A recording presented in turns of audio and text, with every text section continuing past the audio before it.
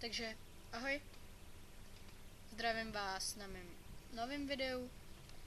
Tentokrát to tutoriál není. Je to poděkování a popřátí pěkných svátků.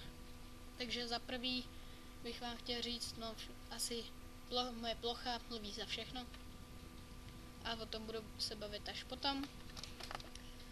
A za prvý bych vám chtěl říct, že vám moc děkuju za 450 celkových zhlédnutí a 15 odběratelů, což mě dost potěšilo. A doufám, že to nebude takhle, ale bude ty čísla budou mnohem větší. A ještě další novinka, že k mojemu týmu Mám pandu, mýmu kanálu, se přidá taky můj kamarád, který se jmenuje Jakub.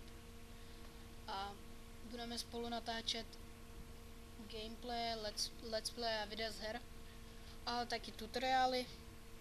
A to je okolo těch novinek asi tak vše.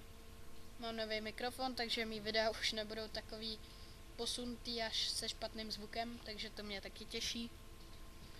A další věc je, že bych vám chtěl popřát krásné svátky, krásné Vánoce, abyste dostali, pokud jste ještě děti, tak abyste dostali krásné dárky, i pokud jste už větší.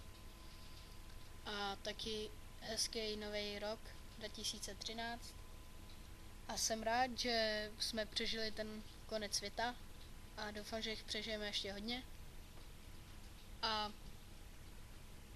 příští video už bude asi nějaký let's play, takže se těšte a prosím dejte mi odběr, nebo lajkujte mi videa, nebo sdílejte. Budu rád. Tak jo.